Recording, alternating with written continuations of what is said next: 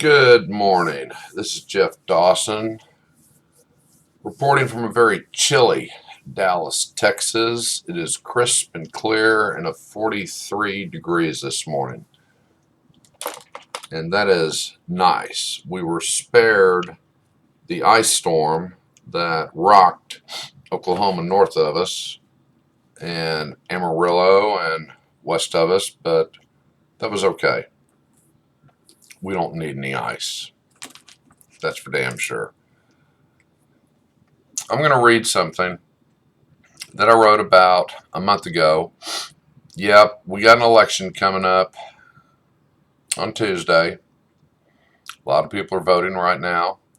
How many of you have been caught up in these useless debates about why you support Trump or why you support Biden?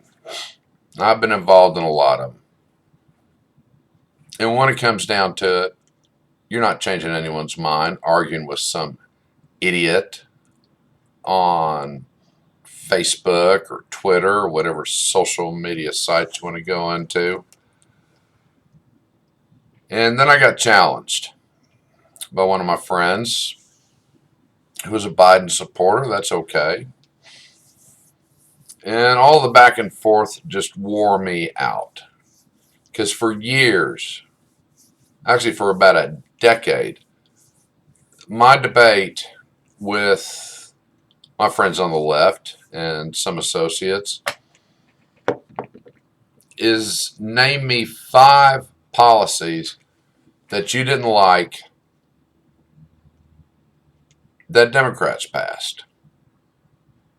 I'm still waiting. Just 5. I got one that didn't like when Obama drew his line in the sand with Syria and didn't back it up. He just kept waffling. 1. Nobody brought up Vietnam. Gulf of Tonkin Bay. Anybody remember that? The selling of the Panama Canal that Jimmy Carter did. There is a list. So what's the point of this? I can come up with a lot of policies that I didn't like the Republicans passed. And the first one that really hit home when I started following this was when George Sr. bailed out the S&Ls. And I remember this because in, was that 88, 89, when the S&Ls collapsed? Oh, God, the ramifications in Dallas was horrible because this area was relying on all this venture capitalist money that was being funneled through Penn Central in Oklahoma City. Then it came to Republic National Bank in Dallas, and then it went everywhere. I mean, the private market was exploding, and then it imploded overnight. You hear that term, and you really don't understand it. The last 2 events that I remember that were just as devastating was December 7th, 1941 and September 11th, 2001. Overnight, the country changed. Well, overnight, when these S&Ls collapsed,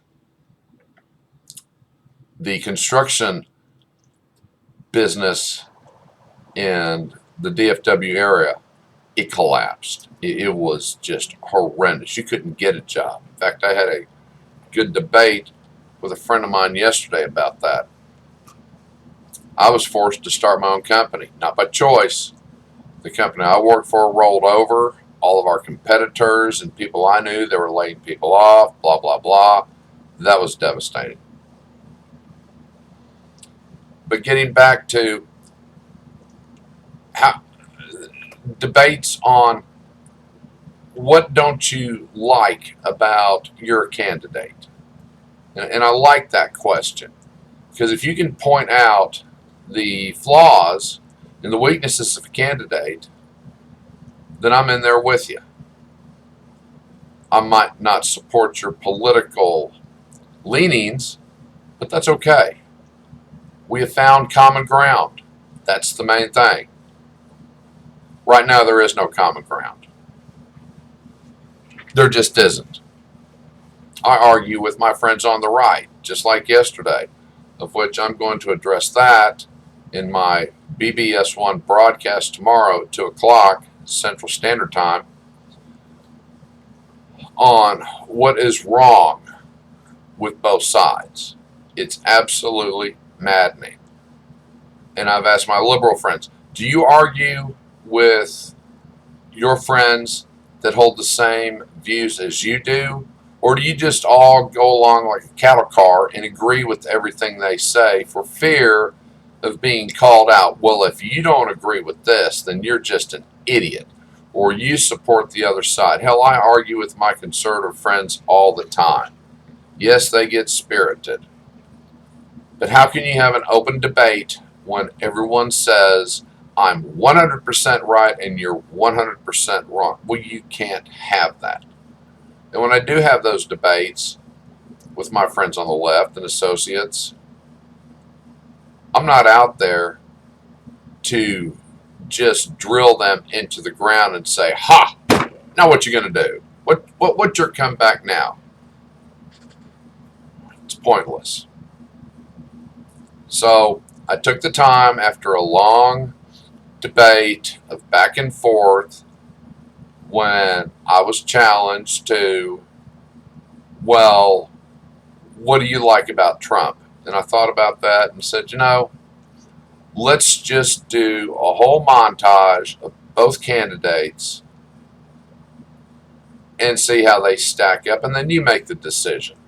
I'm not here to make your mind up, as I wasn't going to change his mind, but at least I finally put it down on paper and said, here it is. This is why I'm voting for Donald Trump. So here it is, Trump versus Biden. Why I'm voting for Trump. Joe Biden's policies as a senator and vice president. The cons: foreign policy, Iran nuclear deal, new Green Deal, NAFTA under Clinton, payment of $900 billion in cash to Iran, reparations supposedly from 1980, aid to Ukraine, fire prosecutor looking into Burisma, or forfeit $1 billion in aid, pulled out troops in Iraq, allowing the formation of ISIS. Soft on China policies. The EU and Australia are realizing the terrible mistakes they made underestimating China. Basically, those two countries believe they can negotiate with China and get what they want. And they're finding out the same thing the U.S. has found out, thanks to George Jr. and Bill Clinton. Yeah, look that up. We understand Reagan did the deregulations in the 80s, but look who really opened up the door to China and their influence in the marketplace of the United States. And it started with Jr., and Clinton really opened the door. Supported the Iran nuclear treaty. Did not hold Russia accountable for invasion of Ukraine. On the military side, Clinton, Obama, cutting funding, stripping down the military. Domestic, these are still the cons. Crime Bill 1994, result private prison system exploded along with incarceration of minorities. Now, even Fox hasn't covered this. They all want to hammer on the crime bill. But if you go back in your memory banks and remember what everyone was saying about the private prison system, everyone was up in arms over that. Well, Joe's bill allowed them to reap the benefits. Okay, Obamacare would ensure all Americans would have health insurance. At the time, estimate at 30 million Americans. Today, 44 million don't have insurance. 38 million have inadequate insurance. I could go on for another 5 minutes on that. But I remember when Obama was pushing this, everyone would have it. There were only 30 million Americans that didn't have health insurance, and this bill would end that. It exasperated it. Gave sweetheart government contracts to family members. Yeah, you can look all that up. Handling of H1N1, 60 million affected, 14,000 deaths, 7 months before a pandemic was declared. Medical stockpile depleted and not replenished. You can fact check that. That's what happened. 3 months of silence over civil unrest. Horrible interrogation of Clarence Thomas for Supreme Court Justice. And I actually watched that hearing. I really didn't give two shits back in the day, but it came on. It's like, what the hell? All right, let me watch this. That's the first time I saw Joe Biden, and all I could do is shake my head and go, this guy's a moron. He's asking the same questions that the senator before him asked. And he just kept going on and on. Informed a construction worker, he doesn't work for him. And you're full of shit. Yeah, you can look that video up too. When they were discussing firearms. Against gays in military and against same-sex marriages. Clinton came up with don't ask, don't tell. Against segregation and busing. Didn't want his kids growing up in a racial jungle. Voted to acquit Bill Clinton. Supported Trump impeachment. Accused Trump of being xenophobic on travel ban to China. Presided over a card-carrying member of the KKK's funeral. Senator Byrd. Now, on the medical side, remember when Cheney was running as Bush Jr.'s vice president? Good Lord. All of my associates on the left said Cheney wouldn't make it through the first year. He was going to have a heart attack. But not a word on Joe's multiple aneurysms. He has had full-blown brain surgery. Tell me that doesn't result in a decrease of mental capabilities. The pros. Assisted in capturing Osama bin Laden. Attempted to clean up VA hospitals. Nice guy. Stepped up when his wife was killed in an auto accident. So that's Joe. Trump. Cons. Personality. Nothing short of bombastic, egocentric. Needs to think before speaking many, many times, and I have called him out on a lot of this stuff. It's like sometimes, Donald, it's, to quote a line from Angels in the Outfield, less is more. And sometimes you just need to shut the hell up and listen. Twitter account, I don't follow it. And for me, it serves no purpose. Jesus Christ. Here we have another Senate hearing with the big tech companies, and they sit there and just blah, blah, blah, blah, blah. And what's going to be the result of this? Nothing. Not anytime soon. So what's the point of wasting tens of thousands of dollars on a hearing that is going to produce zero results other than give these senators more airtime? Yeah, there you go. Married 3 times. Failed business ventures. Casino, airline, university. Handling of COVID-19. He had no business giving daily briefings on a topic he wasn't familiar with. The CDC and task force should have handled these, and I stand by that. Cuomo started the daily briefings, and then Trump decided, well, I need to do this too. No, you didn't. Not at all. Your experts, or the so-called experts, they needed to get up there and give the American people the information. Not you, because you stumbled too much and you were talking through your ass because you didn't completely understand the situation. Those are the cons. The pros. Foreign policy. Hard-lined China on trade deals. Renegotiated NAFTA. Created a temporary peace with North Korea. Yeah, remember when he was voted in? Shit, I remember that in November. All my liberal friends, my God, we're going to war with North Korea. We're going to war with North Korea. Didn't happen. Pulled out of the Iran nuclear agreement. I've read some of that, and it's a damn good thing we pulled out of that. Excuse me. Scrapped the Paris Agreement. Engineering Technology has an interesting article debating the pros and cons dated 2017. When you do the Google search, ENT, the sign hand. Look it up. Provided Ukraine with weapons to fight against the Russians. Placed severe sanctions on Russia. Informed NATO partners it's time to start paying their fair share. Placed tariffs on foreign competition. Too early to see how this will shake out. I know Donald keeps saying we're bringing in millions and billions and all this great money and it's taking care of our ills. Well, obviously we're not seeing it in the deficit because now it's up to $26 trillion. Moved U.S. Embassy in Israel to Jerusalem. Brokered a peace deal with Israel United Emirates. And I forgot, because this just happened, I believe he's got another peace deal in the Middle East, and I'd have to check that. That's all good, okay? Domestic. Tax cuts, that can be debated till the cows come home. All we hear is how the rich got a tax break and how the COVID bailouts only dealt with the rich. Well, I read some of that COVID bailout bill, and it was mind-numbing, but that's not true what the press is saying. Look it up for yourself. Reduced unnecessary regulations. If you've ever had to deal with the EPA, OSHA, MESHA, you'd understand. This I can speak on from experience. Many of the regs are ridiculous and do nothing to provide a safe working environment and workplace.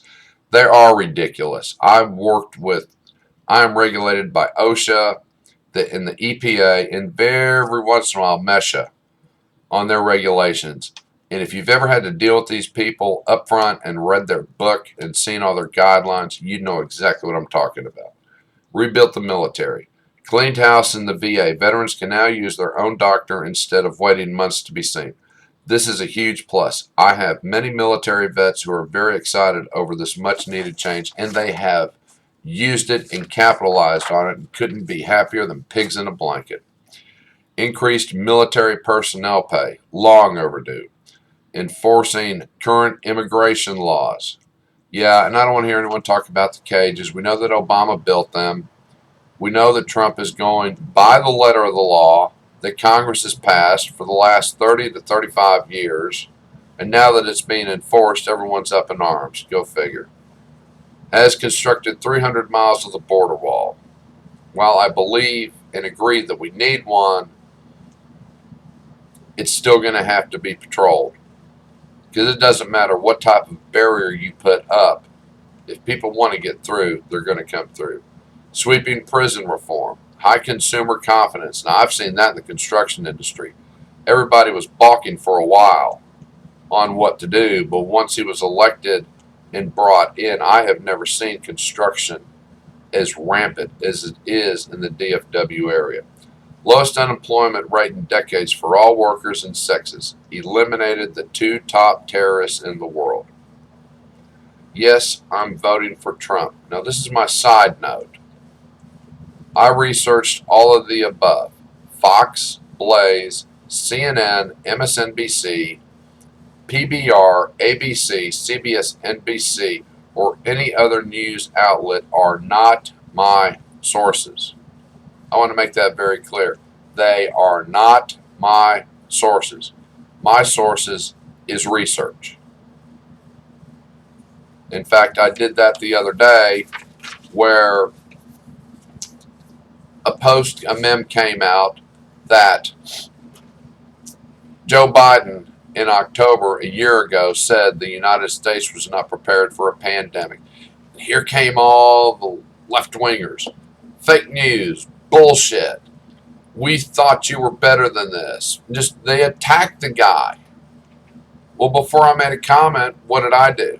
I did the easy thing. I looked it up. And sure enough, Joe Biden tweeted that a year ago. And nobody refuted what I said. I'm sure it pissed off a lot of them because some of those people that were making their comments really don't like me to begin with, which that's okay because of my political views. But they're proved wrong. They didn't like that. Okay. Well, I hope you hung through with this scenario that I presented and the reason why I'm voting for Donald Trump. Have I changed anyone's minds? I don't know. That's not my intent. My intent is to show the pros and the cons of each candidate and then make an informed decision. Now, tomorrow, as I said earlier in the broadcast, at 2 p.m., I will be on BBS One Radio. And I've got a couple things that I wrote over the summer that I'm going to read through about being an American. And then I'm going to flip that and start talking about the crap that conservative and liberals keep posting and taking it as face value. I love it when they post something and say, "Can you confirm this? Is this true?" Well, you know something? If you can't confirm it, tell me why in the hell you even put it up there. And when I read it, it's like, what the hell? Is this something from QAnon? And hopefully I can talk about that tomorrow a little bit. But really, you're going to put something up there and you can't back it up, and then you want people to do your own damn research? Well, that's bullshit. Do it yourself before you waste everybody's time and people start posting through their ass because they don't know the answer either. And I actually fired back and basically said that.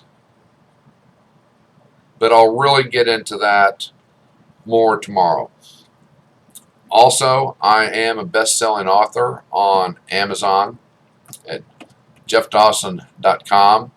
If you really want a true love story, Love's True Second Chance is the one for you. That's about my high school sweetheart. This is Halloween weekend. If you're a fan of vampires and you like World War II history, then you're really going to enjoy Occupation, Sabotage, and the Cauldron. This is my alternative history work of vampires taking on the Third Reich in World War II. Then I have Gateway Pioche, which has two other books in the series, Destination DC and Target Berlin.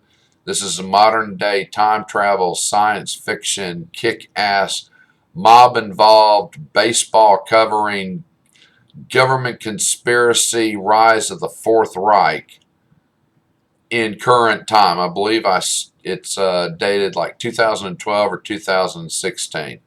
It's a wild ride. And if you like action and science fiction and adventure and a weapon that can just pulverize anything, like an entire city, say London, Moscow, DFW, and there's nothing left, that's a series for you. Absolutely. And that's all I've got for this morning. So you have a great day. We will catch you later.